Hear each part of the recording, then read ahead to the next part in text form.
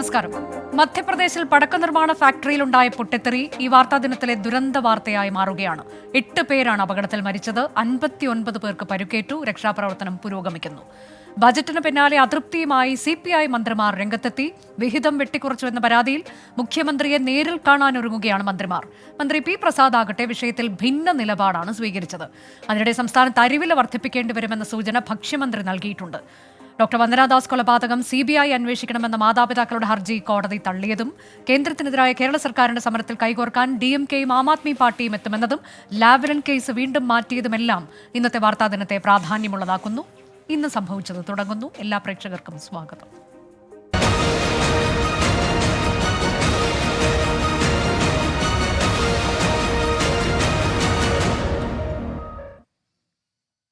ആദ്യം നമ്മൾ പോകുന്നത് മധ്യപ്രദേശിലെ ഹർദയിൽ പടക്ക നിർമ്മാണ ഫാക്ടറിയിലുണ്ടായ അപകടത്തിന്റെ ഏറ്റവും പുതിയ വിശദാംശങ്ങളിലേക്കാണ്. ഇപ്പോൾ 11 ആയിട്ടുണ്ട് മരണം എന്നുള്ളതാണ് ഏറ്റവും പുതിയ സ്ഥിരീകരിച്ച വിവരം. 59 പേർക്ക് ഗുരുതര പരുക്കേറ്റിട്ടുണ്ട്. രക്ഷാപ്രവർത്തനം പുരോഗമിക്കുകയാണ്. അപകടത്തിൽ പ്രധാനമന്ത്രി അനുശോചനം രേഖപ്പെടുത്തി. ബൽറാം നെടുങ്ങാടി ഏറ്റവും പുതിയ വിവരങ്ങളുമായി. ബൽറാം, അപകടത്തിന്റെ കാരണം എന്ത് എന്നതിൽ വ്യക്തതയായിട്ടുണ്ടോ? ഇപ്പോൾ രക്ഷാപ്രവർത്തനം എങ്ങനെയാണ്? പരുക്കേറ്റവരുടെ ആരോഗ്യനില എങ്ങനെ? ഗുരുതരമായ പരുക്ക് എന്നൊക്കെയുള്ള റിപ്പോർട്ടുകളാണല്ലോ പുറത്തു വരുന്നത്. മരണം 11 എന്ന വിവരം വരുന്നു. അങ്ങനെ ഏറ്റവും പുതിയ വിവരങ്ങൾ എന്തൊക്കെ?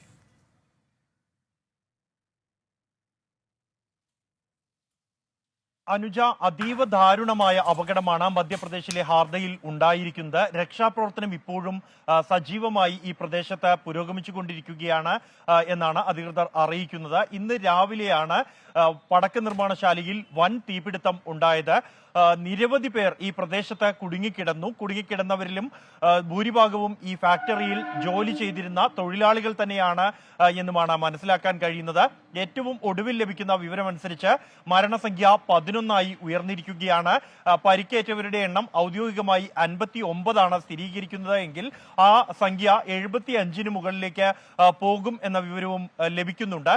പ്രദേശത്തേക്ക് കൂടുതൽ മെഡിക്കൽ സംഘങ്ങളെ അയച്ചിട്ടുണ്ട്.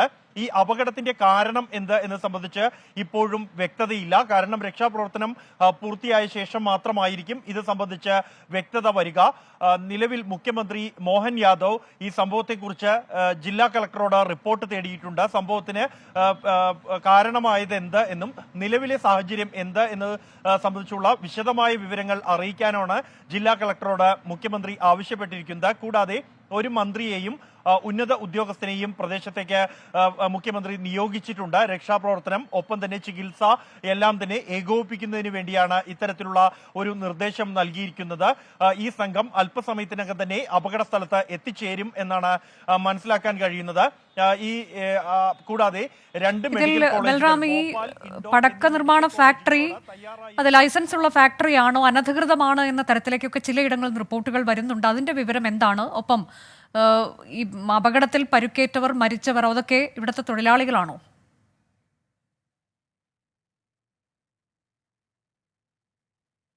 അനുജ, ഈ ഫാക്ടറി ഉണ്ടായിരുന്നത് ജനവാസ മേഖലയോട് ചേർന്ന തന്നെയാണ്. അതുകൊണ്ട് തന്നെ ഇത് ചട്ടവിരുദ്ധമായാണോ പ്രവർത്തിച്ചത് എന്ന പ്രാഥമിക സംശയം ഉയരുന്നുണ്ട്. എന്നാൽ ഔദ്യോഗികമായി ഇക്കാര്യത്തിൽ സ്ഥിരീകരണമില്ല. ഈ കമ്പനിക്ക് ലൈസൻസ് ഉണ്ടായിരുന്നോ എന്നും മറ്റുമുള്ള, അല്ലെങ്കിൽ ഇത്രത്തോളം വലിയ ശേഷിയിലുള്ള സ്ഫോടക വസ്തുക്കൾ ശേഖരിക്കാനും നിർമ്മാണം നടത്താനുമുള്ള ലൈസൻസ് ഈ കമ്പനിക്ക് ഉണ്ടായിരുന്നോ എന്നത് അടക്കമുള്ള വിവരങ്ങളിൽ അധികൃതരുടെ പ്രതികരണം വരേണ്ടതുണ്ട്. നിലവിൽ ഈ മനസ്സിലാക്കാൻ കഴിയുന്നത് ഈ അപകടത്തിൽപ്പെട്ടവരും മരിച്ചവരിലും ഭൂരിഭാഗവും ഈ ഫാക്ടറിയിൽ ഉണ്ടായിരുന്ന തൊഴിലാളികൾ തന്നെയാണ് എന്നുള്ളതാണ്. കൂടാതെ സമീപ പ്രദേശങ്ങളിൽ ഉണ്ടായിരുന്നവർക്കും ഏറെ പേർക്ക് ഗുരുതരമായി പരിക്കേറ്റിട്ടുണ്ട്. കാരണം ഈ അപകടം വലിയ ഒരു സ്ഫോടനമാണ് നടന്നത്. തീപിടുത്തത്തെ തുടർന്ന് വലിയ തോതിലുള്ള സ്ഫോടക വസ്തുക്കൾ ശേഖരിച്ചിരുന്നു. നിർമ്മാണം പൂർത്തിയായ പടക്കങ്ങളും ഏറെ ശേഖരം ഈ ഫാക്ടറിയിൽ ഉണ്ടായിരുന്നു ഈ തീപിടുത്തം ഉണ്ടാകുന്ന ഘട്ടത്തിൽ. ഇതുകൊണ്ട് തന്നെ കിലോമീറ്ററുകൾ അകലെ പോലും ഇതിന്റെ ആഘാതം പ്രകമ്പനം അനുഭവപ്പെട്ടു എന്നാണ് ദൃക്സാക്ഷികൾ അറിയിക്കുന്നത്. അകലെ നിന്ന് തന്നെ ഈ തീജ്വാലകൾ ഉയരുന്നതും പുക ഉയരുന്നതും കാണാൻ കഴിയുമായിരുന്നു. അസഹ്യമായ രീതിയിൽ വായു ശ്വസിക്കാൻ പോലും കഴിയാത്ത സാഹചര്യം ഈ സ്ഫോടനത്തെ തുടർന്ന മേഖലയിൽ ഉണ്ടായതായാണ് സമീപവാസികൾ അറിയിക്കുന്നത്. ഇക്കാര്യങ്ങൾ എല്ലാം തന്നെ പരിശോധിച്ചാണ് ജില്ലാ കളക്ടർ ഇപ്പോൾ മുഖ്യമന്ത്രിക്ക് വേണ്ടിയുള്ള റിപ്പോർട്ട് തയ്യാറാക്കിക്കൊണ്ടിരിക്കുന്നത്. നിലവിൽ രക്ഷാപ്രവർത്തനം പുരോഗമിക്കുന്നു. സംസ്ഥാന ദുരന്ത നിവാരണ വിഭാഗത്തിന്റെ 19 അംഗ സംഘമാണ് നിലവിൽ രക്ഷാപ്രവർത്തനം നടത്തുന്നത്. കൂടാതെ ഫയർഫോഴ്സും സംസ്ഥാന പോലീസും സ്ഥലത്ത് രക്ഷാപ്രവർത്തനത്തിൽ ഏർപ്പെട്ടിട്ടുണ്ട്. കൂടുതൽ രക്ഷാപ്രവർത്തകരെ പ്രദേശത്തേക്ക് അയച്ചിട്ടുണ്ട്. ഇതുകൂടാതെ പ്രത്യേക മെഡിക്കൽ സംഘങ്ങളെയും ചികിത്സയ്ക്കായി ഈ പ്രദേശത്തേക്ക് നിയോഗിച്ചതായി സർക്കാർ വ്യക്തമാക്കിയിട്ടുണ്ട്. മധ്യപ്രദേശിലെ ഹർദയിലാണ് പടക്ക നിർമ്മാണ ഫാക്ടറിയിലുണ്ടായ സ്ഫോടനത്തിൽ 11 പേർ മരണമടഞ്ഞത്. 59 പേർക്ക് ഗുരുതര പരുക്ക് എന്നതാണ്. എന്നാൽ ഈ കണക്ക് ഒരുപക്ഷെ ഉയരാനുള്ള സാധ്യതയുണ്ട്. 75 പേർ എന്ന തരത്തിലേക്കൊക്കെ അത് മാറാനുള്ള സാധ്യതയുണ്ട്. വലിയ അപകടമാണ് ഉണ്ടായിട്ടുള്ളത്. മരണമടഞ്ഞവരുടെ കുടുംബാംഗങ്ങൾക്ക് സർക്കാർ 4 ലക്ഷം രൂപ ധനസഹായം പ്രഖ്യാപിച്ചിട്ടുണ്ട്. ഇന്ന് സംഭവിച്ച മറ്റൊരു പ്രധാനപ്പെട്ട വാർത്തയിലേക്കാണ്. ഭക്ഷ്യമന്ത്രി നൽകിയ ഒരു പ്രധാനപ്പെട്ട സൂചന: അരിവില കൂടിയേക്കും.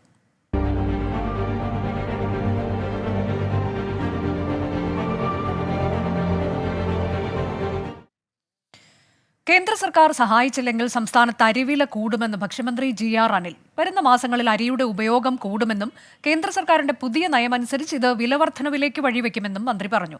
കേന്ദ്ര ഭക്ഷ്യമന്ത്രിയെ കണ്ട് ഭക്ഷ്യനയം മാറ്റണമെന്നാവശ്യപ്പെടും. കേരളത്തിലെ ഭക്ഷ്യ പൊതുവിതരണ രംഗം ഒട്ടേറെ പ്രതിസന്ധികൾ അനുഭവിക്കുന്നുവെന്നും GR അനിൽ പറഞ്ഞു. ഫെബ്രുവരി, മാർച്ച്, ഏപ്രിൽ, മെയ് മാസങ്ങളിലാണ് കേരളത്തിലെ പ്രധാന ഉത്സവങ്ങളെല്ലാം നടക്കുന്ന ഒരു സീസൺ. അപ്പോൾ സ്വാഭാവികമായിട്ടും അരിയുടെ ഉപയോഗം കൂടുന്ന ഒരു ഘട്ടമാണ്. കേന്ദ്ര ഗവൺമെൻറ് OMS സ്കീമിൽ ഗവൺമെൻറ് ഏജൻസികളോ പങ്കെടുക്കാൻ പാടില്ലെന്നുള്ള ഒരു വിലക്ക് വന്നിട്ടുണ്ട്. അത് വന്നപ്പോൾ നമ്മെ വല്ലാതെ ബുദ്ധിമുട്ടിക്കുന്ന ഒരു സ്ഥിതിയാണ് വരുന്നത്. സ്വാഭാവികമായിട്ടും ഇത് സ്വകാര്യ കച്ചവടക്കാരായിരിക്കും ഇത്തരം ഒരു സ്പേസിൽ കൂടുതൽ കടന്നു വരാൻ സാധ്യത. അപ്പോൾ സ്വാഭാവികമായിട്ടും വില വർധനവിൻ്റെ എത്തിക്കാനുള്ള സാധ്യത ഉണ്ട് എന്നുള്ളതാണ് ഒരു യാഥാർത്ഥ്യം. അത് മനസ്സിലാക്കിയിട്ടാണ് ഇന്നിപ്പോൾ കേന്ദ്ര ഭക്ഷ്യമന്ത്രിയെ കാണാനും ഈ വിഷയത്തിൽ തീരുമാനം മാറ്റം വരുത്തണം. അച്യുതൻ വിവരങ്ങളുമായി. അച്യുതൻ, ഓപ്പൺ സെയിൽസ് മാർക്കറ്റ് സ്കീമിൽ അതിൽ ഇപ്പോൾ കേന്ദ്രം വരുത്തിയ നയം മാറ്റം, അതിൽ നിന്ന് സംസ്ഥാനങ്ങളെ തള്ളിക്കളഞ്ഞിരിക്കുന്നു. സംസ്ഥാനങ്ങൾ അതിൽ പങ്കെടുക്കരുത് എന്നുള്ള ആ പുതിയ നയം ഉണ്ടാക്കുന്നത് എത്രത്തോളം ഗുരുതരമായൊരു പ്രത്യാഘാതമാണ് എന്നാണ് ഭക്ഷ്യമന്ത്രി ചൂണ്ടിക്കാട്ടുന്നത്. ഇന്നിപ്പോൾ കേന്ദ്രമന്ത്രിയുമായി കൂടിക്കാഴ്ച നടത്തുന്നുണ്ടല്ലോ, അതെപ്പോഴാണ്?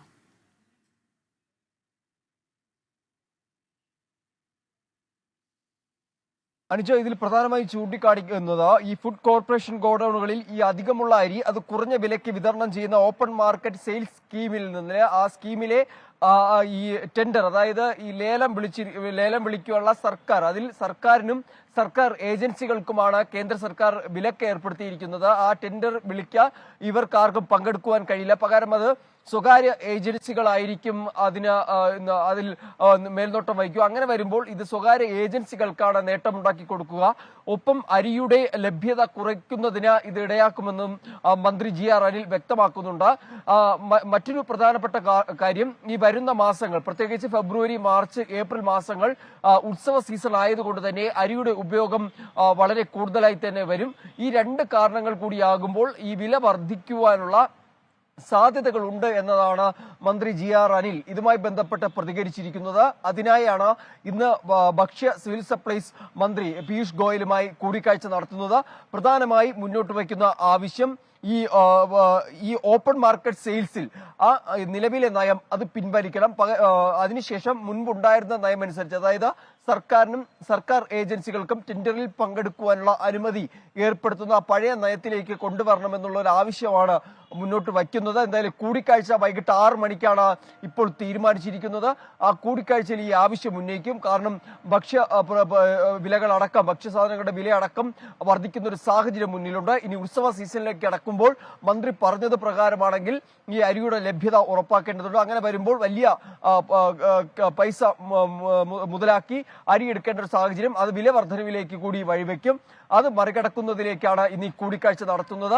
എത്രത്തോളം അനുകൂലമായ പ്രതികരണം ഉണ്ടാകുമെന്നുള്ളതും ഇനി കാത്തിരിക്കേണ്ടതാണ്. എന്തായാലും കൂടിക്കാഴ്ചയ്ക്ക് ശേഷം മന്ത്രി മാധ്യമങ്ങളോട് പ്രതികരിക്കുമെന്ന് കൂടി വ്യക്തമാക്കിയിട്ടുണ്ട്.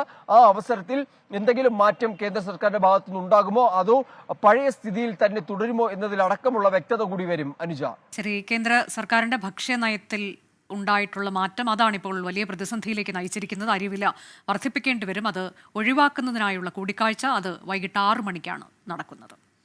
ഇന്ന് സംഭവിച്ച മറ്റൊരു പ്രധാനപ്പെട്ട വാർത്തയിലേക്ക്. കടുത്ത അതൃപ്തിയിൽ CPI.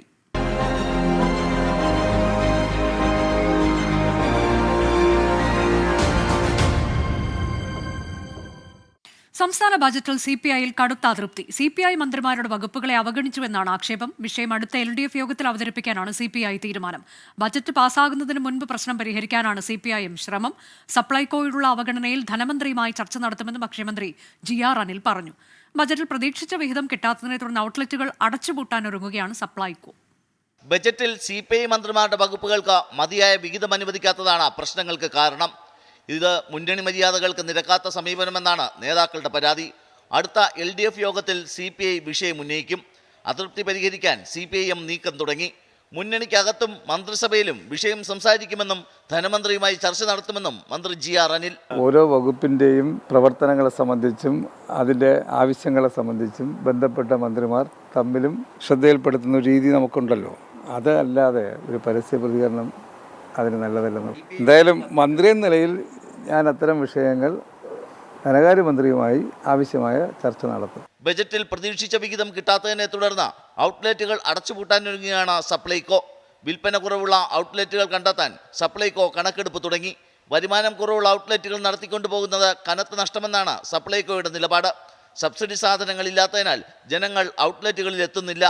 വാടകയും വൈദ്യുതി നിരക്കും വൻ ബാധ്യതയാണ് വരുത്തുന്നതെന്നും സപ്ലൈകോ സർക്കാരിനെ അറിയിച്ചു. 24 തിരുവനന്തപുരം. ബജറ്റ് വിഹിതം വെട്ടിക്കുറച്ചതിൽ മുഖ്യമന്ത്രിയെയും ധനകാര്യമന്ത്രിയെയും നേരിൽ കണ്ട് പ്രതിഷേധം അറിയിക്കുമെന്ന് മന്ത്രി J. ചിഞ്ചുറാണിയും പ്രതികരിച്ചു. കഴിഞ്ഞ തവണത്തേക്കാൾ 40% വിഹിതം വെട്ടിക്കുറച്ചുവെന്നാണ് മന്ത്രി പറഞ്ഞത്. ഗവൺമെൻറ് സാമ്പത്തിക ബുദ്ധിമുട്ട് നമുക്കറിയാം. ഇത്തവണ കുറച്ച് 8% ഓരോ വകുപ്പിൽ നിന്നും വെട്ടിക്കുറച്ചിട്ടുണ്ട് എന്നുള്ളതാണ് അറിയാൻ സാധിച്ചിട്ടുള്ളത്. ഏതായാലും ഞങ്ങൾ നേരിട്ട് ഫിനാൻസ് വകുപ്പ് മന്ത്രിയെയും മുഖ്യമന്ത്രിയോട് ഈ വിവരം പറയുന്നുണ്ട്. കാരണം ക്ഷീരമേഖലകളിൽ കുറച്ചധികം പാവപ്പെട്ട ക്ഷീര കർഷകരെ സഹായിക്കുന്ന തരത്തിലുള്ള സ്കീമുകളും പദ്ധതികളുമാണ് നമ്മൾ കൊണ്ടുവരുന്നത്.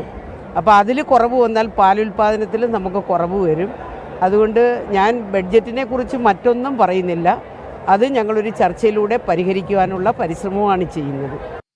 അതേസമയം കൃഷിവകുപ്പിന് അർഹിക്കുന്ന പരിഗണന ലഭിച്ചുവെന്ന് മന്ത്രി P. പ്രസാദ് പറഞ്ഞു. CPI മന്ത്രിമാർ പരാതി നൽകിയതിനെക്കുറിച്ച് അറിയില്ലെന്നും ആലപ്പുഴയ്ക്കും കൃഷിവകുപ്പിനും നല്ല പരിഗണനയാണ് ലഭിച്ചതെന്നും മന്ത്രി പറഞ്ഞു. അതിനകത്ത് വലിയ വസ്തുതയില്ല. നമുക്കൊരുപാട് ആഗ്രഹങ്ങളുണ്ടായിരുന്നു.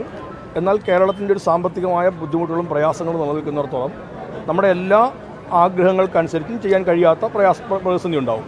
വർധനവ് ചില മേഖലയിലെല്ലാം ഉണ്ടായിട്ടുണ്ട്. അപ്പോൾ അതുകൊണ്ട് കുട്ടനാടിനെ അങ്ങ് തഴഞ്ഞു എന്ന് പറയുന്നത് ഒട്ടുമേ ശരിയല്ല. മന്ത്രി GR അനിൽ ഒരു കത്ത് അയച്ചതായിട്ട് അത് അദ്ദേഹത്തോടല്ലേ ചോദിക്കുന്നത്? ഇല്ല, എനിക്കറിയില്ല. മൃഗസംരക്ഷണ വകുപ്പ് മന്ത്രിയും റവന്യൂ മന്ത്രിയും എല്ലാം ഈ ഒരു അത്തരത്തിൽ അല്ല, അത് പിന്നെ ഓരോ തവണയും ബജറ്റൊക്കെ വരുന്ന അവസരത്തിൽ ബന്ധപ്പെട്ട വകുപ്പുകൾ അവരുടെ അഭിപ്രായം പറയാറുണ്ട്. ബജറ്റിന് മുമ്പ് പറയാറുണ്ട്, ബജറ്റിന് ശേഷവും പറയാറുണ്ട്. അപ്പോൾ അങ്ങനെ കണക്കാക്കിയാൽ മതിയാവും. അത് PA ഗിരീഷ് വിശദാംശങ്ങളുമായി. ഗിരീഷ്, 40% വിഹിതം വെട്ടിക്കുറച്ചു എന്നുള്ളതാണ് CPI മന്ത്രിമാരുടെ പരാതി. അതിപ്പോൾ ഏത് തരത്തിലേക്ക് പരിഹരിക്കപ്പെടുമെന്നതാണ് അവരുടെ പ്രതീക്ഷ? അതിനിടെ എന്തുകൊണ്ടാണൊരു ഭിന്നസ്വരം P. പ്രസാദിന്റെ ഭാഗത്തു നിന്ന് ഉയരുന്നത്? അനുജ, ഈ മന്ത്രിമാരുടെ വകുപ്പുകൾക്ക് അനുവദിച്ചിരിക്കുന്ന വിഹിതത്തെ വലിയ തരത്തിലുള്ള കുറവ് കഴിഞ്ഞ വർഷത്തെ അപേക്ഷിച്ച് ഉണ്ടായിട്ടുണ്ട്.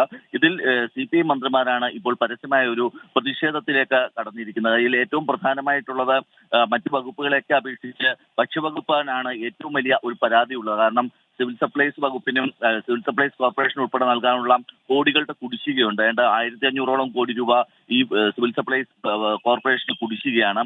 അതുകൊണ്ട് തന്നെ ഈ നിലവിലുള്ള രീതിയിൽ മുന്നോട്ട് പോകാൻ കഴിയില്ല എന്ന ഒരു വാസ്തവം നിലനിൽക്കുന്നുണ്ട്. ഈ ഒരു സാഹചര്യത്തിലാണ് CPI മന്ത്രിമാർ പ്രതിഷേധം അവരുടെ അതൃപ്തി പ്രകടിപ്പിച്ചിരിക്കുന്നത്. ഇക്കാര്യത്തിൽ മുഖ്യമന്ത്രിയോടൊപ്പം തന്നെ ധനമന്ത്രിയും കാണാനാണ് മന്ത്രിമാരുടെ തീരുമാനം.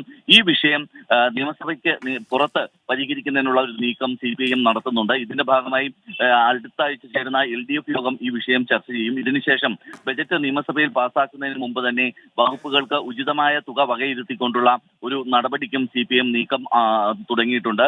ഇക്കാര്യത്തിൽ ധനമന്ത്രി ഏത് തരത്തിലുള്ള പ്രതികരണമാണ് നടത്തുക എന്നുള്ളതാണ് എല്ലാവരും ഉറ്റുനോക്കുന്നത്. കാരണം കൂടുതൽ വിഭവം എവിടുന്ന് സമാഹരിക്കും ഇതിനു വേണ്ടി എന്നുള്ളതാണ് ഇതിൽ ഏറ്റവും വലിയൊരു പ്രശ്നമായി നിൽക്കുന്നത്. ഏതായാലും ഇക്കാര്യത്തിൽ ഒരു ഭിന്നസ്വരം CPIയിൽ തന്നെ ഉയർന്നു കഴിഞ്ഞു.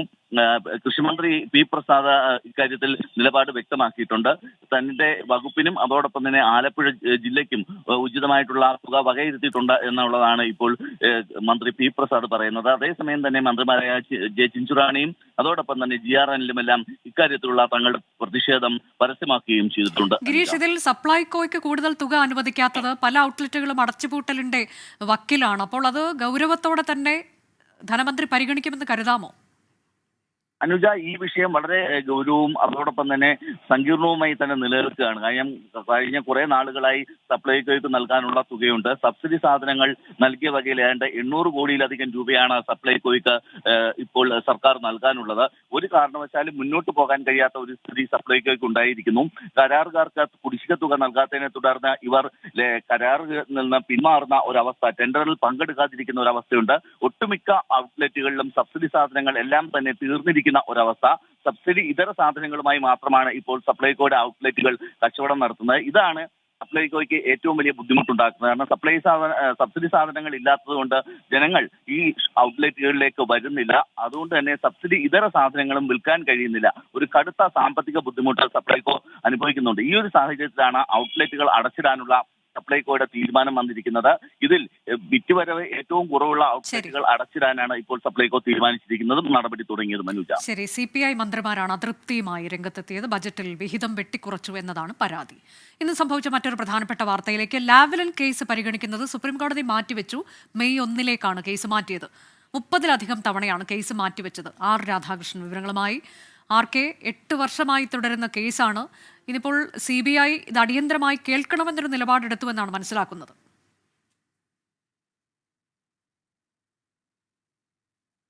തീർച്ചയായിട്ടും അതാണ് അനുജ ഇന്ന് ഈ കേസിലെ ഏറ്റവും ശ്രദ്ധേയമായിട്ടുള്ള കാര്യം. കഴിഞ്ഞ 4-5 തവണയായിട്ട് ഈ കേസ് മാറ്റിവെക്കാനായിട്ടുള്ള കാരണം CBI ആയിരുന്നു. CBI അഭിഭാഷകൻ അഡീഷണൽ സോളിസിറ്റർ ജനറൽ കൂടിയായിട്ടുള്ള SV രാജു അദ്ദേഹത്തിന് മറ്റ് കേസുകളുടെ തിരക്കാണ് ഈ തവണകളിലൊക്കെ ചൂണ്ടിക്കാട്ടുകയും കേസ് മാറ്റിവെക്കുകയും ചെയ്തത്. പക്ഷേ ഇന്ന് ഈ കേസ് പരിഗണിച്ച ഘട്ടത്തില് ഈ കക്ഷികളിൽ ചിലർ അവരുടെ അഭിഭാഷകന്മാർ സീനിയർ ഡെസിഗ്നേറ്റ് ചെയ്യപ്പെട്ടതുകൊണ്ട് ഈ വക്കാലത്ത് നഷ്ടപ്പെടുന്ന ഒരു സാഹചര്യം തങ്ങൾക്കുണ്ട്. തങ്ങൾക്ക് കോടതിയിൽ വക്കാലത്തില്ലാത്തതുകൊണ്ട് 2 ആഴ്ച സാവകാശം നൽകണമെന്ന് ആവശ്യപ്പെട്ടു. ആ ഘട്ടത്തിലാണ് CBI ഈ കേസ് വേഗത്തിൽ കേൾക്കണം, കഴിയുമെങ്കിൽ മാർച്ച് ഏപ്രിൽ മാസങ്ങളിൽ തന്നെ അന്തിമവാദം പൂർത്തിയാക്കണം എന്ന നിർദ്ദേശവുമായി എത്തിയത്. ആ ഘട്ടത്തിൽ VM സുധീറിന് വേണ്ടി ഹാജരായിട്ടുള്ള മുതിർന്ന അഭിഭാഷകൻ CBIക്ക് ഈ കേസിൽ താല്പര്യമില്ല, അവർ കാണിക്കുന്നത് താല്പര്യക്കേടാണ് എന്നതടക്കമുള്ള കാര്യങ്ങൾ വിമർശിച്ചു. അങ്ങനെയല്ല, തങ്ങൾക്ക് ഈ കേസിൽ താല്പര്യമുണ്ട്, ഈ കേസ് വളരെ പ്രധാനപ്പെട്ട വിവരങ്ങൾ ഒക്കെ ഉൾപ്പെടുന്ന ഒരു കേസാണ്, അതുകൊണ്ട് വേഗത്തിൽ തന്നെ വിചാരണ വേണമെന്ന നിലപാടാണ് തങ്ങൾക്കുള്ളത്.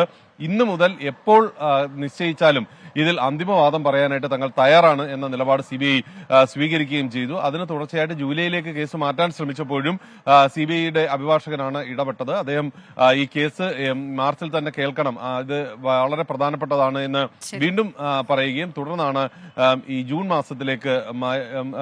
മെയ് മാസത്തിലേക്ക് മാറ്റി വെക്കുകയും ചെയ്തിരിക്കുന്നത്. മെയ് 1-2 തീയതികളിലും 7-8 തീയതികളിലുമായി അന്തിമ വിവാദം കേൾക്കൽ പൂർത്തിയായി. 4 ദിവസമെങ്കിലും വേണ്ടിവരുമെന്നാണ് ഒരു പ്രാഥമിക നിഗമനം. അതിന്റെ അടിസ്ഥാനത്തിലാണ് ഈ ദിവസങ്ങളിൽ കേട്ട് തീർക്കാം എന്ന് കോടതി പറഞ്ഞിരിക്കുന്നത്. ജൂണിൽ ഈ അവധി വരുന്ന സമയമുണ്ട്, കോടതി അവധിയാകുന്ന സമയമുണ്ട്. അതിനു മുമ്പ് ഈ കേസിലെ വാദം പൂർത്തിയാക്കാനുള്ള നടപടി ഉണ്ടാകും എന്നാണ് ജസ്റ്റിസ് സൂര്യകാന്ത് അധ്യക്ഷനായിട്ടുള്ള ബെഞ്ച് ഇന്ന് വ്യക്തമാക്കിയത്. ശരി, ലാവ്ലിൻ കേസ് വീണ്ടും പരിഗണിക്കുന്നത് മെയ് മാസത്തിലാകും.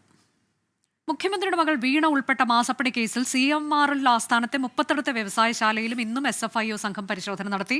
ഇന്നലെ ശേഖരിച്ച രേഖകൾ പരിശോധിച്ച ശേഷമാണ് തുടർ നടപടി.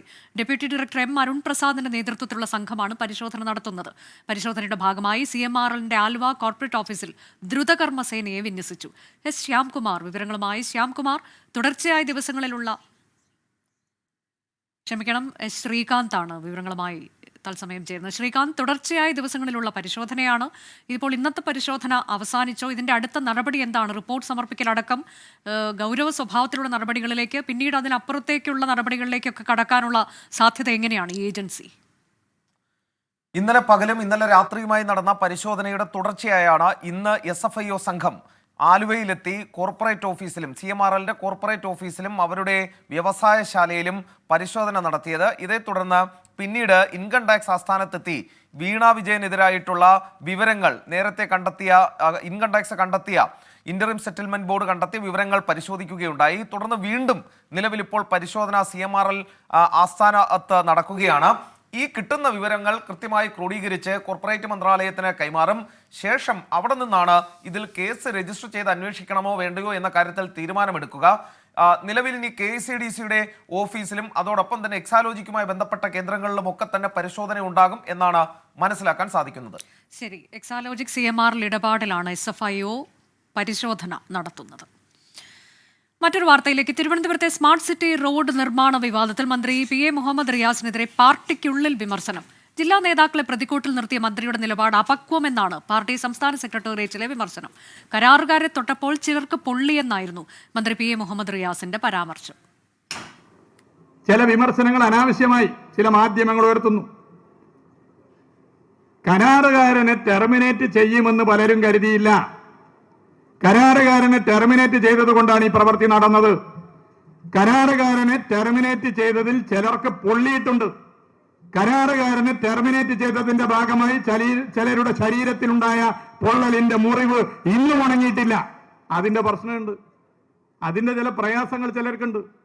ആ പ്രയാസമാണ് കുപ്രചരണങ്ങൾ, അനാവശ്യ വാർത്തകൾ ഇതുമായി ബന്ധപ്പെട്ട് ഉയർന്നു വരുന്നത്.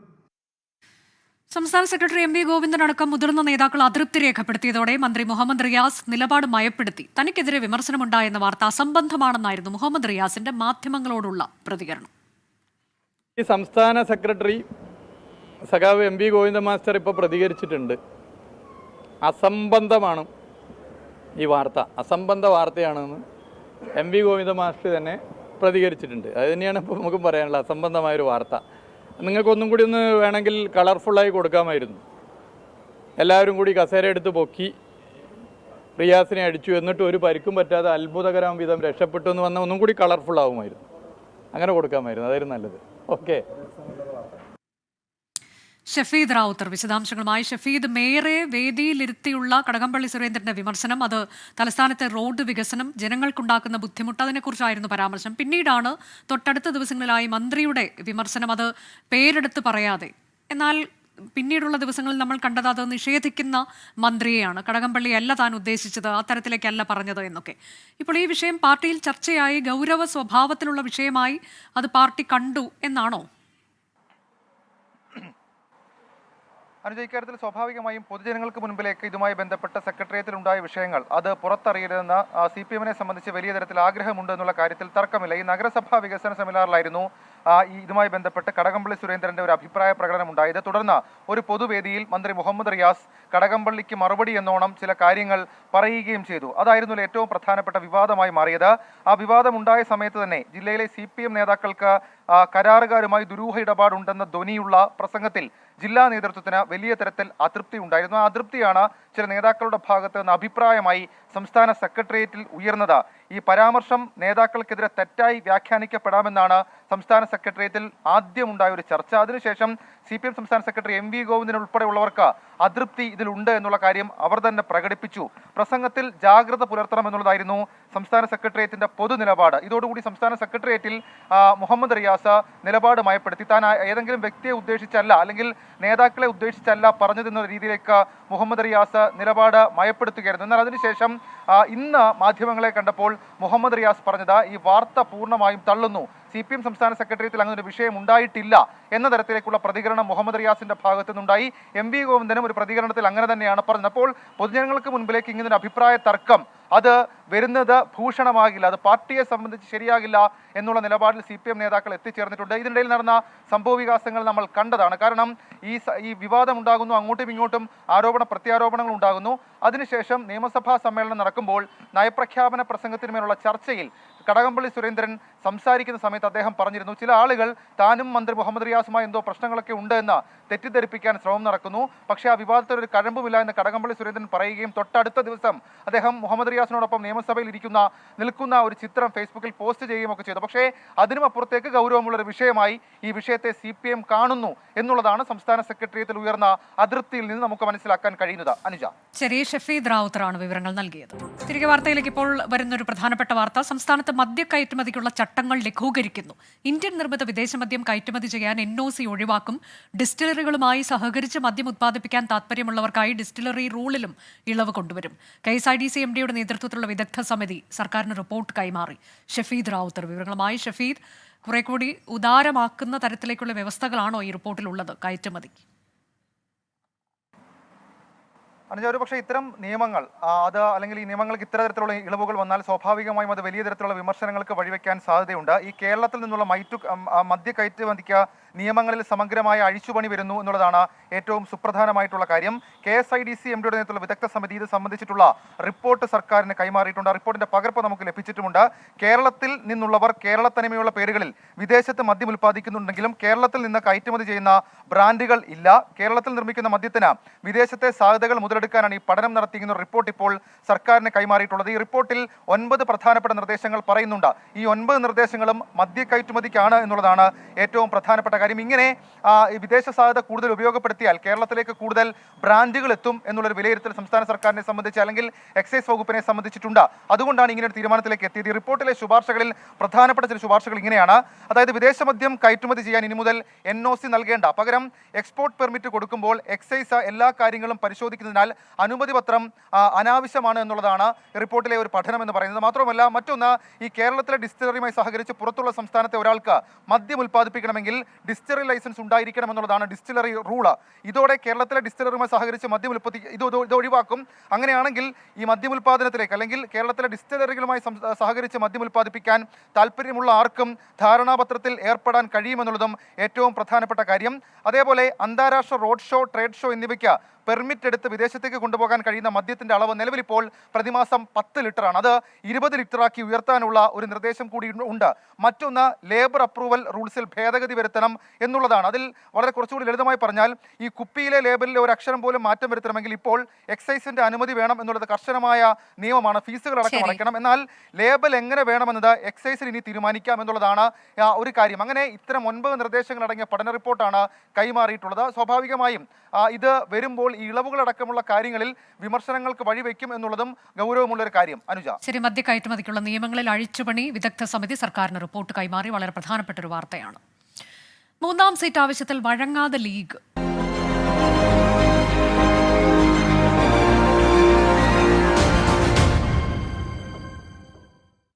മുസ്ലിം ലീഗിന്റെ 3ാം സീറ്റ് ആവശ്യം പരിഗണിക്കേണ്ടെന്ന് ഉറപ്പിച്ച് കോൺഗ്രസ് തീരുമാനത്തിന് തത്കാലം വഴങ്ങേണ്ട എന്നാണ് ലീഗിന്റെ നിലപാട്. 2 സീറ്റ് മാത്രമാണ് ലഭിക്കുന്നതെങ്കിൽ പകരം ഉപാധികൾ ഉന്നയിക്കാൻ ലീഗ് തീരുമാനിച്ചിട്ടുണ്ട്. ലോക്സഭയിലേക്ക് പരമാവധി കോൺഗ്രസ് എംപിമാരെ എത്തിക്കാനാണ് പാർട്ടി തീരുമാനം. രാജ്യത്ത് തന്നെ ഏറ്റവും സുരക്ഷിതമായി കോൺഗ്രസിന് ജയിക്കാൻ കഴിയുന്ന സംസ്ഥാനം കേരളമാണെന്നും ഹൈക്കമാൻഡ് വിലയിരുത്തുന്നു. ഈ പശ്ചാത്തലത്തിൽ ഘടകകക്ഷികളുടെ വിലപേശലിന് വഴങ്ങേണ്ടെന്നാണ് തീരുമാനം. ഇക്കാര്യം മുസ്ലിം ലീഗ് നേതൃത്വത്തെ കോൺഗ്രസ് അറിയിക്കും.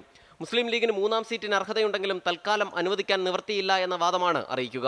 എന്നാൽ ഈ വാദം എളുപ്പത്തിൽ അംഗീകരിക്കേണ്ട എന്നാണ് മുസ്ലിം ലീഗിന്റെയും നിലപാട്. 3ാം സീറ്റിനായി കൂടുതൽ സമ്മർദ്ദം ചെലുത്തും. കോർ കമ്മിറ്റി കൂടി വിശദമായി ചർച്ച ചെയ്യും. സമ്മർദ്ദത്തിന് വഴങ്ങുന്നില്ലെങ്കിൽ മറ്റു ചില ഉപാധികൾ കോൺഗ്രസിന് മുൻപിൽ വയ്ക്കാനും ലീഗ് നേതൃത്വം ആലോചിക്കുന്നുണ്ട്. ഒഴിവ് വരുന്ന രാജ്യസഭാ സീറ്റിലും അടുത്ത നിയമസഭാ തെരഞ്ഞെടുപ്പിൽ കൂടുതൽ സീറ്റുകളിലും പരിഗണിക്കണമെന്ന ആവശ്യം അറിയിക്കും. ഇത് അംഗീകരിച്ചില്ലെങ്കിൽ ചർച്ചകൾ നീണ്ടുപോകും. കോൺഗ്രസുമായി വീണ്ടും ഉഭയകക്ഷി ചർച്ച വേണമെന്നാണ് മുസ്ലിം ലീഗിന്റെ ആവശ്യം. എന്നാൽ 14-ന് ചേരുന്ന UDF ഏകോപന സമിതി യോഗം മാത്രമാണ് സ്ഥാനാർത്ഥി നിർണയത്തിന് മുൻപ് ബാക്കിയുള്ളത് എന്നാണ് കോൺഗ്രസ് നേതൃത്വം വ്യക്തമാക്കുന്നത്. 14-ന് തന്നെ സീറ്റ് വിഭജനം പൂർത്തിയാക്കി സ്ഥാനാർത്ഥി നിർണയത്തിലേക്ക് കടക്കാനാണ് UDF തീരുമാനം. കേരള കോൺഗ്രസ്, ജോസഫ്, RSP എന്നീ ഘടകകക്ഷികളോട് കോട്ടയം, കൊല്ലം മണ്ഡലങ്ങളിൽ പ്രചരണ പരിപാടികൾ ആരംഭിക്കാനും നേതൃത്വം നിർദ്ദേശം നൽകിയിട്ടുണ്ട്. 24 തിരുവനന്തപുരം. സലിം മാലിക് വാർത്തയുടെ വിശദാംശങ്ങളുമായി തത്സമയം. സലിം, കഴിഞ്ഞ ദിവസങ്ങളിൽ മുതിർന്ന നേതാക്കൾ ലീഗിന് 3ാം സീറ്റിന് അർഹതയുണ്ട് എന്ന് പറയുന്നു. ഇതിൽ ചർച്ചകൾ തുടരുന്നു എന്നതാണ് PK കുഞ്ഞാലിക്കുട്ടി പറഞ്ഞതും. പക്ഷേ തൽക്കാലത്തേക്ക് 3 സീറ്റ് ഉണ്ടാകില്ല എന്നൊരു നിലപാട് കോൺഗ്രസ് എടുത്തിരിക്കുകയാണോ? അങ്ങനെയെങ്കിൽ അത് മുസ്ലിം ലീഗ് ഉടൻ തന്നെ അതിന് സമ്മതം മൂളാനുള്ള സാധ്യത എത്രത്തോളമാണ്? ഉടൻ തന്നെ ഈ അനുനയ നീക്കത്തിലേക്ക് പോകാനുള്ള സാധ്യതയുണ്ടോ കോൺഗ്രസുമായി?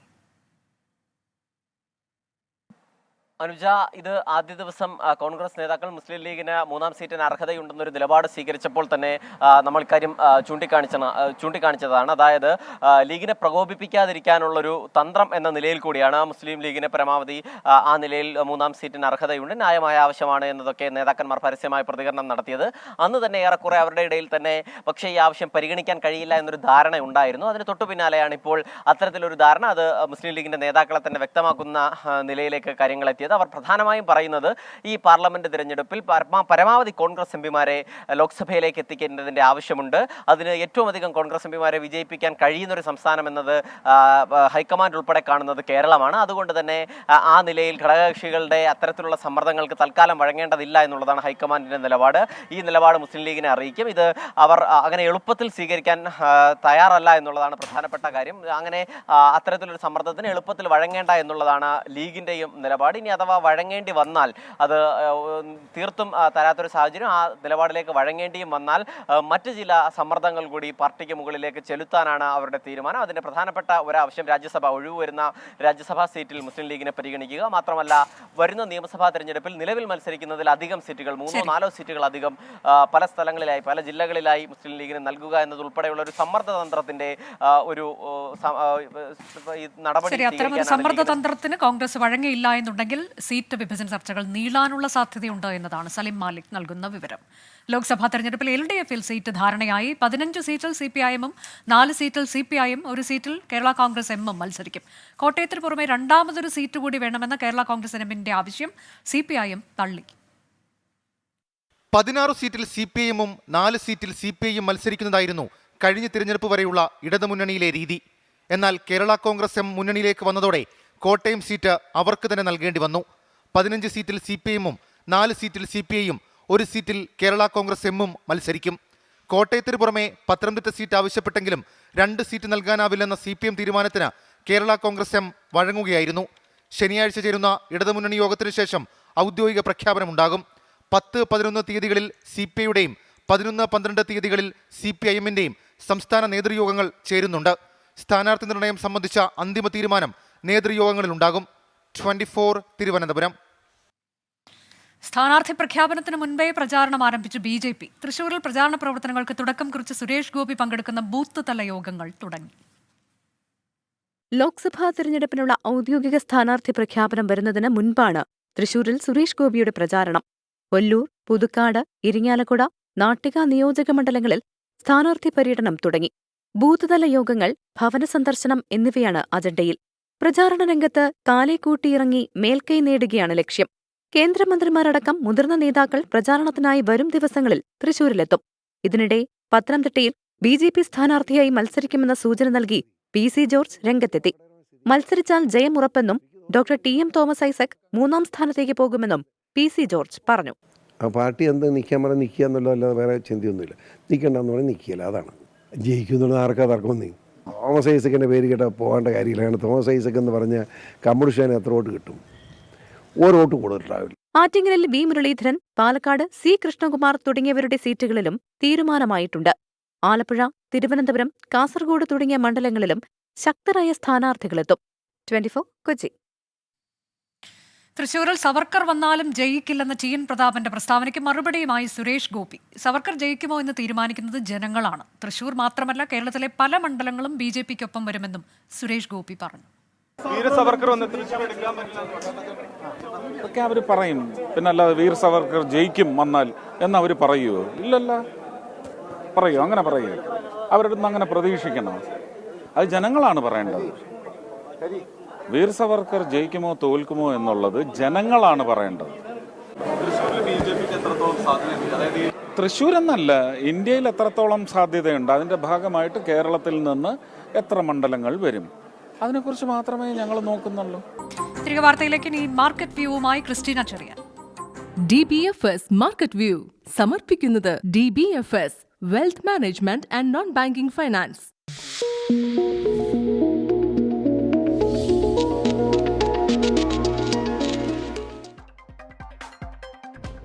Good evening. മാർക്കറ്റ് വ്യൂവിന്റെ ക്ലോസിംഗ് ബെല്ലിലേക്ക് എല്ലാ പ്രേക്ഷകർക്കും സ്വാഗതം. ആദ്യം ഹെഡ്ലൈൻസ്.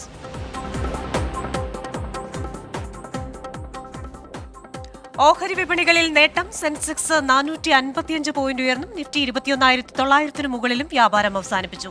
IT മേഖലാ ഓഹരികൾ 3% കൂടി. ഓട്ടോ, മെറ്റൽ, ഫാർമ ഓഹരികൾക്കും നേട്ടം.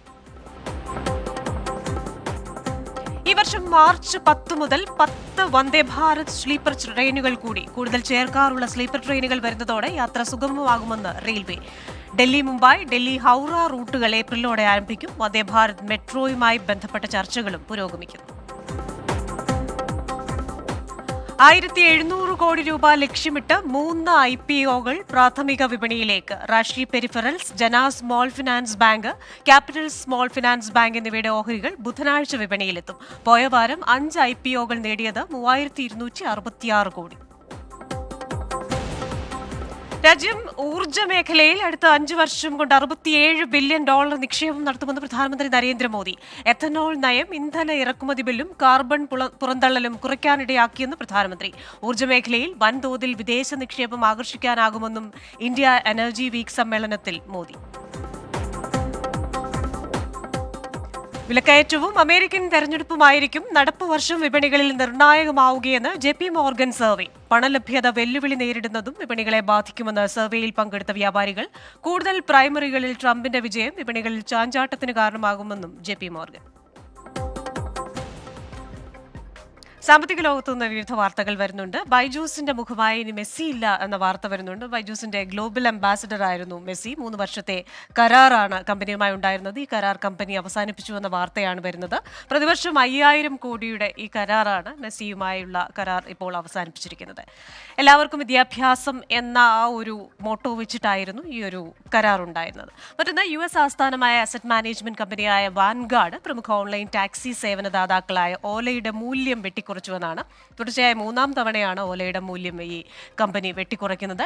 74% വെട്ടിക്കുറവാണ് വരുത്തിയിരിക്കുന്നത്. $19 കോടി ഇപ്പോൾ ഓലയുടെ ആസ്തി മാറിയിരിക്കുകയാണ്. ഇനി ഇന്നത്തെ വിപണികളിലേക്ക് വന്നു കഴിഞ്ഞാൽ വിപണികൾ ഇന്ന് വ്യാപാരം അവസാനിപ്പിച്ചത് ഒരു പോസിറ്റീവ് നോട്ടിലാണ്. നിഫ്റ്റി ദേശീയ ഓഹരി വിപണി 158 പോയിന്റ് താഴ്ന്ന് 21,929 വ്യാപാരം അവസാനിപ്പിച്ചത്. അതേപോലെ തന്നെ നിഫ്റ്റി ബാങ്ക് ഫിനാൻഷ്യൽ സർവീസസ് ഓഹരികളിൽ ബാങ്ക് ഓഹരികളിൽ നിന്ന് 134 പോയിന്റ് നഷ്ടത്തിലാണ് 45,690 വ്യാപാരം അവസാനിപ്പിച്ചത്. ഇനി നമ്മൾ ബോംബെ ഓഹരി സൂചികയിലേക്ക് വന്നു കഴിഞ്ഞാൽ 72,000 എന്ന് പറയുന്ന പോയിന്റ് വീണ്ടും കടന്നു എന്ന് നമുക്ക് കാണാൻ സാധിക്കും. 455 പോയിന്റ് ഉയർന്ന് 72,186 ഇന്ന് വ്യാപാരം അവസാനിപ്പിച്ചത്.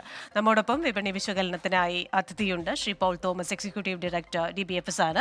Shri Paul Thomas, good evening. എന്തായാലും മാർക്കറ്റ് ഇന്നൊരു പോസിറ്റീവ് നോട്ടിലാണ് വ്യാപാരം അവസാനിപ്പിച്ചത്. US ഇലക്ഷനും നമ്മുടെ വരാനിരിക്കുന്ന പണപ്പെരുപ്പ കണക്കുകളും RBIയുടെ നയമടക്കമുള്ള കാര്യങ്ങൾ വിപണിയെ സ്വാധീനിക്കും എന്ന് കരുതപ്പെടുന്നു.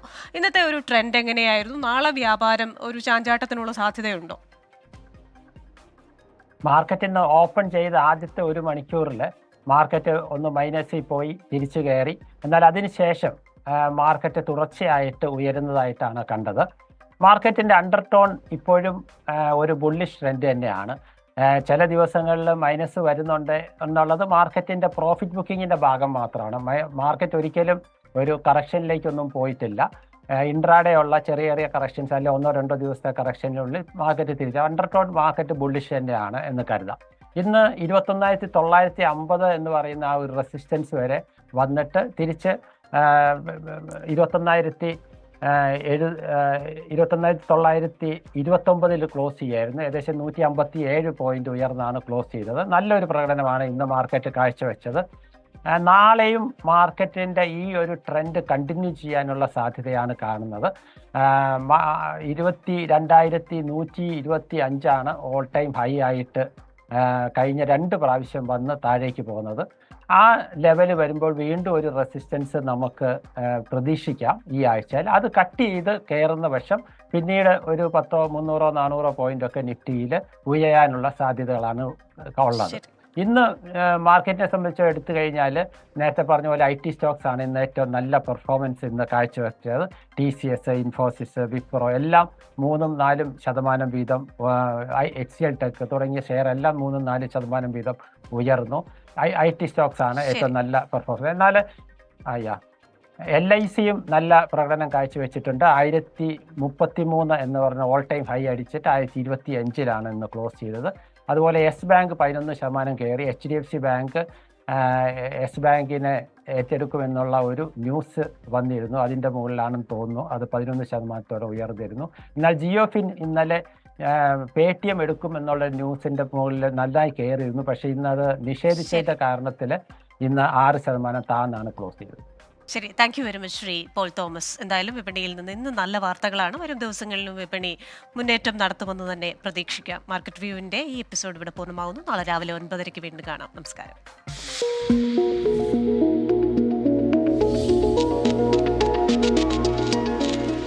തിരികെ ഇന്ന് സംഭവിച്ചതിലേക്ക് ഇന്നുണ്ടായ ഒരു പ്രധാനപ്പെട്ട വാർത്തയിലേക്ക്. ഡോക്ടർ വന്ദനാദാസിന്റെ കൊലക്കേസിൽ CBI അന്വേഷണം തള്ളി ഹൈക്കോടതി. പോലീസിന് വീഴ്ച പറ്റിയെന്ന ആക്ഷേപം തള്ളിയ ഹൈക്കോടതി CBI അന്വേഷണം അപൂർവ സാഹചര്യങ്ങളിൽ മാത്രമാണെന്ന് വ്യക്തമാക്കി.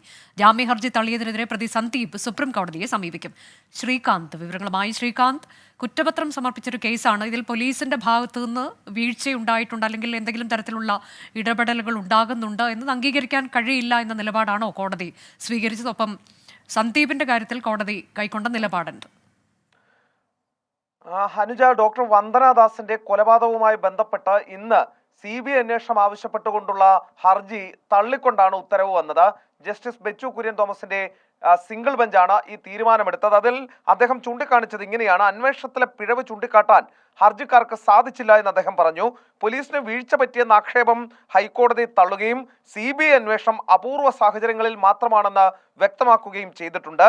പോലീസിനെ സംശയിക്കാൻ മതിയായ കാരണങ്ങളില്ലെന്നും കോടതി ഇന്ന് വ്യക്തമാക്കുകയും ചെയ്തു. ഇതിൽ കുറ്റപത്രം സമയത്ത് തന്നെ സമർപ്പിച്ചു. മാത്രമല്ല, പ്രതിയെ അറസ്റ്റ് ചെയ്തു, തെളിവുകൾ ശേഖരിച്ചു, രേഖകൾ ഹാജരാക്കി. ഇതെല്ലാം തന്നെയുള്ള ഒരു കേസിൽ പോലീസിന്റെ ഭാഗത്തു നിന്നും ആകെ ഉണ്ടായത് ഒരു കവേർഡ്ലി ആക്ട് മാത്രമാണെന്നും കോടതി വിലയിരുത്തി. അതായത് ഈ സംഭവം നടക്കുമ്പോൾ ഓടി രക്ഷപ്പെട്ടു എന്നുള്ളതാണ് അവർക്കെതിരായ ആരോപണം. അതൊരു CBI അന്വേഷണത്തിന് വേണ്ട മെറിറ്റ് ആ കേസിനില്ല എന്നാണ് കോടതി കണക്കാക്കിയത്. അതിന്റെ അടിസ്ഥാനത്തിലാണ് തള്ളിയത്.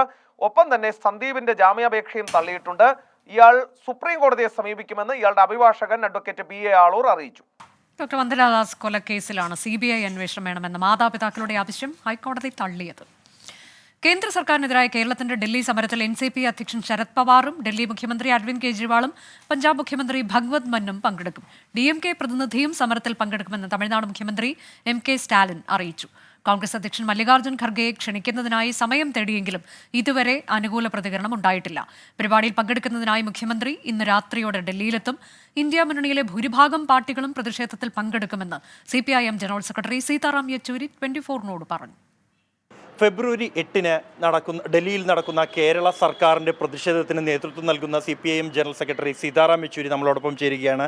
Comrade, February 8 Delhi is going to see a historical protest by the Kerala government, and what you are leading the protest, and what are and the national level coordination for the protest. What is the main demand?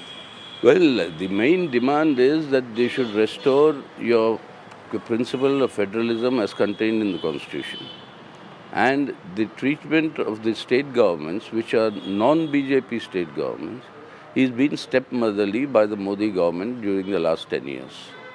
The worst case is that what has been recommended by the Finance Commission, even that is not being devolved to the states.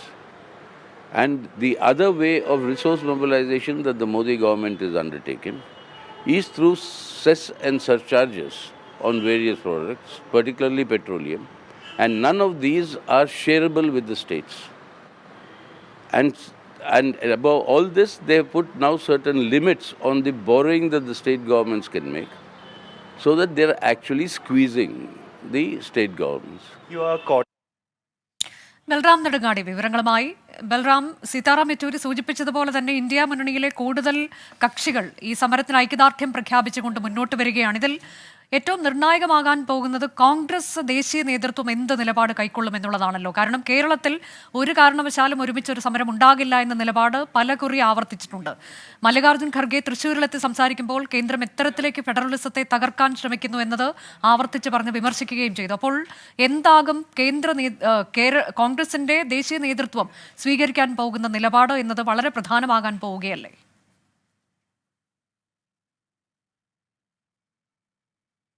തീർച്ചയായും അനുജ, കോൺഗ്രസ് ഈ വിഷയത്തിൽ സ്വീകരിക്കുന്ന നിലപാട് ഏറെ നിർണായകമാണ്. പ്രത്യേകിച്ചും BJPക്ക് എതിരായി കേന്ദ്ര സർക്കാരിനെതിരായിക്കൊണ്ട് ഇന്ത്യ മുന്നണി രൂപീകരിക്കുകയും അതിൽ പ്രധാന പങ്ക് കോൺഗ്രസ് നിർവഹിക്കുകയും ചെയ്യുന്ന ഘട്ടത്തിൽ അതിന് പൂർണ്ണ പിന്തുണയുമായി CPIഎമ്മും രംഗത്തുള്ള ഒരു സാഹചര്യത്തിൽ CPIഎം ഭരിക്കുന്ന കേരളത്തിൽ നിന്നും ഒരു സമരം ഡൽഹിയിലെത്തുമ്പോൾ അതിൽ കോൺഗ്രസിന്റെ ദേശീയ നേതൃത്വം എന്ത് നിലപാട് സ്വീകരിക്കുമെന്നുള്ളത് നിർണായകമാണ്. സംസ്ഥാനത്തെ കോൺഗ്രസ് ഇതിൽ പങ്കെടുക്കില്ല, സഹകരിക്കില്ല എന്ന് വ്യക്തമാക്കിയിട്ടുണ്ടെങ്കിൽ പോലും ദേശീയ തലത്തിൽ പല സമരപരിപാടികളിലും ഒരുമിച്ച് കോൺഗ്രസും ഇടതു പാർട്ടികളും പങ്കെടുക്കാറുണ്ട്, വേദി പങ്കിടാറുണ്ട്. എന്നാൽ ഈ വിഷയത്തിനെ സംബന്ധിച്ചിടത്തോളം മല്ലികാർജ്ജുൻ ഖാർഗെക്ക് മുഖ്യമന്ത്രി പിണറായി വിജയൻ കത്തയച്ചിരുന്നു. അതിൽ പങ്കെടുക്കുമെന്നോ ഇല്ല എന്നോ അറിയിപ്പ് നൽകിയിട്ടില്ല. ഒപ്പം തന്നെ നേരിട്ട് ക്ഷണിക്കുന്നതിനായി കേരളത്തിന്റെ പ്രത്യേക പ്രതിനിധിയായ KV തോമസിനെ ചുമതലപ്പെടുത്തുകയും അദ്ദേഹം മല്ലികാർജ്ജുൻ ഖാർഗെയോട് കൂടിക്കാഴ്ചയ്ക്ക് സമയം ചോദിക്കുകയും ചെയ്തിരിക്കുന്നു. ഇതുവരെയും കൂടിക്കാഴ്ചയ്ക്ക് സമയം അനുവദിച്ചിട്ടില്ല. ഈ ഒരു ഘട്ടത്തിൽ കോൺഗ്രസ് ദേശീയ നേതൃത്വവും ഈ പരിപാടിയുമായി സഹകരിക്കില്ല എന്ന് തന്നെയാണ് മനസ്സിലാക്കേണ്ടത്. അല്ലെങ്കിൽ നാളെ പ്രത്യേകിച്ചും കോൺഗ്രസ് ഭരിക്കുന്ന കർണാടകത്തിൽ നിന്നും സമാനമായ ആവശ്യങ്ങൾ ഉന്നയിച്ചുകൊണ്ട് ഒരു പ്രതിഷേധം ജന്തർ മന്ദറിൽ നടക്കുന്നുണ്ട്. ഇതിൽ കോൺഗ്രസിന്റെ പൂർണ്ണ പങ്കാളിത്തം ഉണ്ടാകും. ഇതേ വിഷയത്തിൽ തന്നെ മറ്റൊരു പ്രതിപക്ഷ പാർട്ടി മുന്നോട്ട് വരുമ്പോൾ കോൺഗ്രസ് അതിൽ നിന്ന് വിട്ടുനിന്നാൽ അത് ദേശീയ തലത്തിൽ തന്നെ ചർച്ചയാകും എന്നും ഉറപ്പാണ്. അതേസമയം മറ്റന്നാൾ നടക്കുന്ന സമരത്തിൽ, കേന്ദ്രത്തിനെതിരായ കേരളത്തിന്റെ സമരത്തിൽ കോൺഗ്രസ് ദേശീയ നേതൃത്വം എന്ത് നിലപാട് കൈക്കൊള്ളും എന്നതാണ് നിർണായകമാകാൻ പോകുന്നത്. ബൽറാം, തുടരുക. ഒരു വാർത്തയുടെ കൂടി വിശദാംശം ലഭിക്കേണ്ടതുണ്ട്. സിൽവർ ലൈൻ പദ്ധതിക്ക് അംഗീകാരം നൽകണമെന്നാവശ്യപ്പെട്ട് കേന്ദ്ര റെയിൽവേ മന്ത്രി അശ്വിനി വൈഷ്ണവിന് കേരളം വീണ്ടും കത്തയച്ചു. കേരള ജനതയുടെ അഭിലാഷമാണ് പദ്ധതി എന്ന് കത്തിൽ പറയുന്നു. സംസ്ഥാന സർക്കാർ സിൽവർ ലൈൻ പദ്ധതി അവസാനിപ്പിച്ചുവെന്ന് കേന്ദ്രമന്ത്രി അശ്വിനി വൈഷ്ണവിന്റെ പ്രതികരണത്തിന്റെ പശ്ചാത്തലത്തിലാണ് നടപടി. ബൽറാം നെടുങ്ങാടി. ബൽറാം, കേന്ദ്ര ബജറ്റ് അവതരിപ്പിച്ച അതേ ദിവസമാണ് റെയിൽവേ മന്ത്രി ആ പദ്ധതി ഉപേക്ഷിച്ചതല്ലേ എന്നൊരു ചോദ്യം ചോദിച്ചത്. ഇപ്പോൾ അതിനെ തുടർന്നു കൂടിയാണോ അടിയന്തരമായി ഇങ്ങനെയൊരു കത്ത് അയച്ചിരിക്കുന്നത് കേരളം?